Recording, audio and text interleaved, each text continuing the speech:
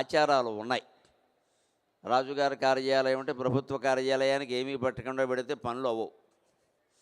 దేవుడి గుళ్ళోకి ఎందుకు పట్టుకెళ్ళడం అంటే, దేవుడు మనకు ఏదైనా ఇవ్వాలి అంటే ఆయనకి మనం ఏదైనా ఇవ్వాలి. ఎందుకంటే దేవుడు ఎవరికి ఏమీ ఇవ్వడం, ఏమీ పుచ్చుకోవడం అనేది ఉండదు. ఇచ్చి పుచ్చుకోవడాలు ఉన్నవాడు జీవుడు, అవి లేనివాడు దేవుడు.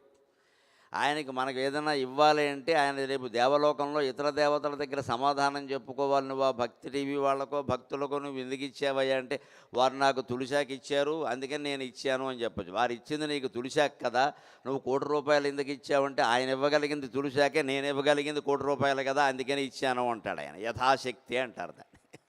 అంచేత పరమేశ్వరుడికి మనం ఒక దళం, మారేడు దళం ఇచ్చినా మనకు అనంతమైన సంపదలు, శాంతి ఎందుకు ఇస్తాడు అంటే, మనం ఇవ్వగలిగింది మనం ఇస్తే ఆయన ఇవ్వగలిగింది ఆయన ఇస్తాడు. మనం ఇవ్వగలిగింది ఇంతే, మారేడు దళం మించి మనం ఏమిటి ఇస్తాం.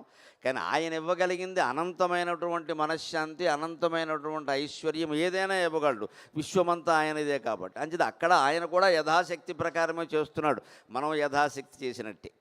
అలాగే గర్భిణి దగ్గరికి ఎందుకు వెళ్ళడం అంటే, ఆవిడకేవో సరదాగా 4 మినపసునుండలు తినాలని ఉంటుంది, మిరపకాయ బజ్జీలు తినాలని ఉంటుంది. ఈ మొగుడు పట్టుకొచ్చి పెడతాడా? పెట్టాడు. ఇప్పుడు ఎందుకు ఇవన్నీ అంటాడు ఆయన. అలాగని పుట్టింటి వాళ్ళు వస్తారంటే ఏమో చెప్పలేదు. అందుకని ఎవరు వెళ్ళినా, పుట్టింటి వాళ్ళు వెళ్ళినా, వేరే వాళ్ళు వెళ్ళినా, ఆవిడకి ఇష్టమైనవి ఏవో చేసి మనం పట్టుకెడితే, మా అన్నయ్య కాబట్టి పట్టుకొచ్చాడు, మా మేనత్త కాబట్టి పట్టుకొచ్చింది అని తింటుంది. ఆవిడ మనసులో ఉండే సరదాలు తీరితే మంచి పిల్లలు పుడతారు, సందేహం ఏమీ లేదు. గర్భిణీ స్త్రీని దేవుణ్ణి చూసినట్టే చూడాలి, అందులో అనుమానమే లేదు.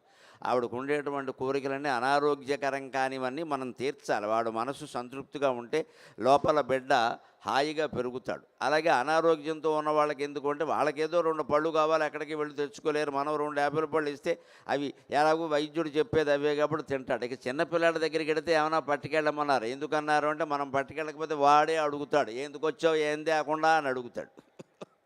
ఎందుకు వచ్చావు మా ఇంటికి పని లేకని సంచి లాక్కుంటాడు. అందుకని చేయమన్నారు. అలాగే ఇప్పుడు శంకరాచార్య స్వామి ఏమంటున్నారంటే, శివుణ్ణి దర్శించాలి మనం, ఏదన్నా ఇవ్వాలి కదా అంటే, ఏమి ఇయ్యగలం? కరస్థే హేమాద్రౌ గిరిశనికటస్థే ధనపతౌ